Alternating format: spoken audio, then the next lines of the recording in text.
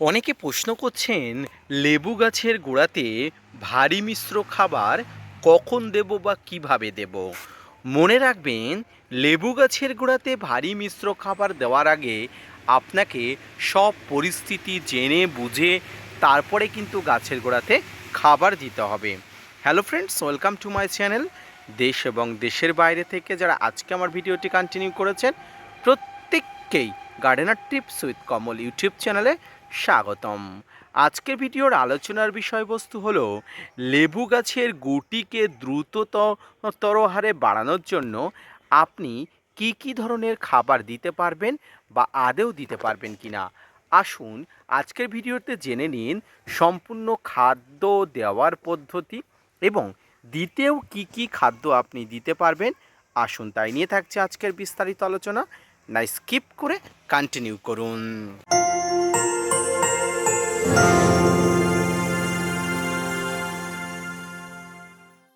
সম্মানীয় দর্শক, লেবু গাছ এমন একটি গাছ যেখানে গুটি সেট আপ হবার পরবর্তী সময় থেকেই আপনাকে খাবার যোগান দিয়ে যেতে হয়। সেই খাবারের মধ্যে থাকে যেমন তরল খাবার, সেই খাবারের মধ্যে সবচেয়ে গুরুত্বপূর্ণ হলো মিশ্র খাবার। তো আসুন কি কি খাবার এই সময় দেওয়া যাবে আপনাদের দেখাবো এবং আজকে আমি গাছের গোড়াতে দেব আপনাদের সামনেই, যেখান থেকে আপনারা মোটামুটি একটা ধারণা পাবেন কী ধরনের খাবার এই সময় লেবু গাছের গুটি আসলে দেওয়া যায়। যে সমস্ত লেবু গাছে গুটি এসেছে সেই সমস্ত গাছে অত্যাধিক পরিচর্যা করতে হয়। এর মধ্যে গাছের সঠিক খাবার প্রদান থেকে শুরু করে নিউট্রিশনের অভাব পূরণ। তাই গাছকে সঠিকভাবে হৃষ্টপুষ্ট বা শাখা পোশাকা করার জন্য যে খাবারটির অনিবার্য দরকার সেটা হলো মিশ্র খাবার। তবে গাছে মিশ্র খাবার দেওয়ার আগে আপনাকে কিছু প্রসেস করে নিতে হবে। আর এই প্রসেসের মধ্যে অন্যতম হলো গাছের গোড়াটাকে কিন্তু আপনাকে এভাবে খুশিয়ে নিতে হবে।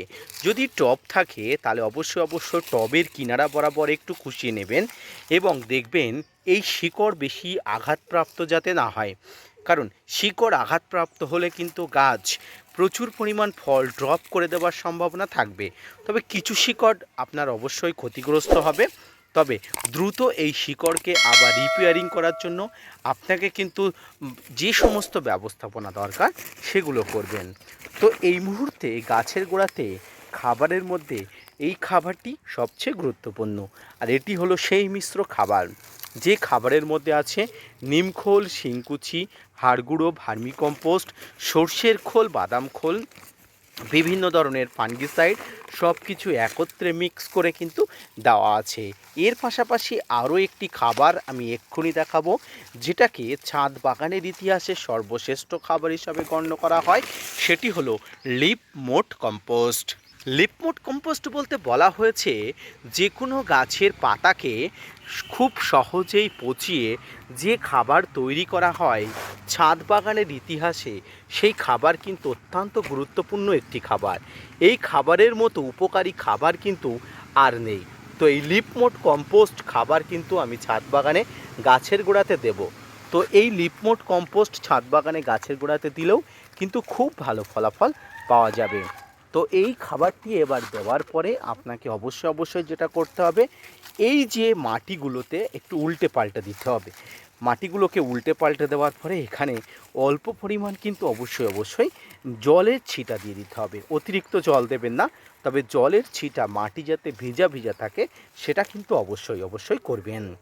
এটা তো গেল গাছের গোড়াতে। এবার ফলের উপরে আপনি কি কি স্প্রে করবেন। যে সমস্ত ফল আছে এই ফলের উপরে স্প্রে ফর্মে খাবার বলতে আপনাকে অবশ্যই দিতে হবে পটাশ এবং মাইক্রোনিউট্রিয়েন্ট বোরন। পটাশ এবং বোরন এই সময় যদি আপনি দিতে পারেন, ফুলগুলো ড্রপ হয়ে যাওয়া থেকে শুরু করে ফলের সুরক্ষা বলায় বা ফলের হৃষ্টপুষ্টতা কিন্তু অনেক অংশে বৃদ্ধি পায়। প্রত্যেকটি ফলকে হৃষ্টপুষ্ট করার জন্য আপনার দরকার গাছের সব রকমের পুষ্টিমৌল। তাই ফলগুলোকে বেড়ে ওঠার জন্য নাইট্রোজেন, ফসফরাস এবং পটাশ সমগোত্রীয় খাবার আপনাকে দিতে হবে। এইভাবে ছাদ বাগানে যে কোনো মিশ্র খাবার লেবু গাছের গুটি আসা বা গুটি সেট আপ হবার পরবর্তী সময়ে কিন্তু গাছের গোড়াতে দিতে হয় এবং তারপরে পরিচর্যা করতে হয়। প্রিয় দর্শক, তাই প্রত্যেকটি লেবু গাছে গুটি আসার পরবর্তী সময়ে আপনাকে খাবার দিতে হবে মনের মতো করে, যে খাবার খেয়ে গাছ খুব সুন্দরভাবে বড় হয়ে উঠবে, গাছ শাখা পোশাকাযুক্ত হবে, সর্বোপরি যে লেবুগুলো আসছে সেই লেবুগুলো দ্রুত খাওয়ার উপযোগী হয়ে উঠবে। তাই যারা লেবু গাছের কখন খাবার দেবেন বলে ঠিক করেছেন, যদি গুটি সেট আপ হয়ে যায়, মটর দানার মতো হয়ে যায়, তাহলে খাবার আজই আপনি দিতে পারেন।